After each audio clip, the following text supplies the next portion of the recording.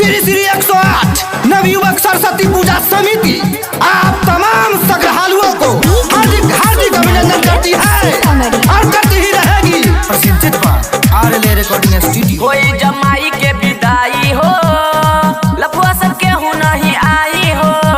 बढ़िया से नाचो बाबू, बढ़िया से, झगड़ा नहीं। कोई जमाई के विदाई हो, लफुआ सब के हूँ नहीं आई हो। केहू उल्टा सीधा नहीं बोली रे, मूर्ति माई के उठी यादव के टोली से। भसावन में जे साला बोली तमार दे मगोली से। रे रे रे रे भैया मूर्ति माई के उठी यादव के टोली से। भसावन में जे साला बोली तमार दे मगोली से। अरे जी देख रहे हैं, बढ़िया से नाचो, बहुत पिटा करे, तुमको हम बहुत देर से देख रहे हैं, ठीक है। बढ़िया से नाचो बाबू, बढ़िया से, झगड़ा नहीं। किछो न करी है कोर्ट कचहरी, किछो न पुलिस थाना। भैया के भक्त हई भाई, एके गो सबसे दीवाना। पूजा कमेटी के सदस्य ध्यान दे, ध्यान दे। किछो न करी है कोर्ट कचहरी, किछो न पुलिस थाना।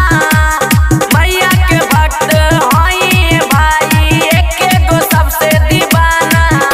लगा बजाई कार मुँह के बोली से। मूर्ति माई के उठी यादव के टोली से। भसावन में जे साला बोली तमार दे मगोली से। रे रे रे रे भैया मूर्ति माई के उठी यादव के टोली से। भसावन में जे साला बोली तमार दे मगोली से। एकदम ध्यान से, कोई भी गली कोई भी चौराहा छूटना नहीं चाहिए। प्रसादी माँ का वितरण ध्यान से करो बाबू, ध्यान से। देख रहे उसमें दो पैकेट बना है, एक बुनिया वाला, एक कसम गाजर वाला। ध्यान से जाते चलो, बढ़ते चलो। पूजा करेला राहुल माई, अनिल और दीपक। कब से सुनावेला अपन मन के ऋषि चंद्रमोहन विपत। अरे पलटे बाबू, तेलवा चेक कर लीजिए हो। पूजा करेला राहुल माई, अनिल और दीपक।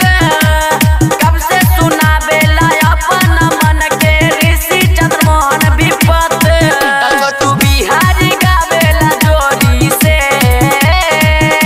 मूर्ति माई के उठी यादव के टोली से। भसावन में जे साला बोली तमार दे मगोली से। रे रे रे रे भैया मूर्ति माई के उठी यादव के टोली से। भसावन में जे साला बोली तमार दे मगोली से। Presented by RLA recording studio.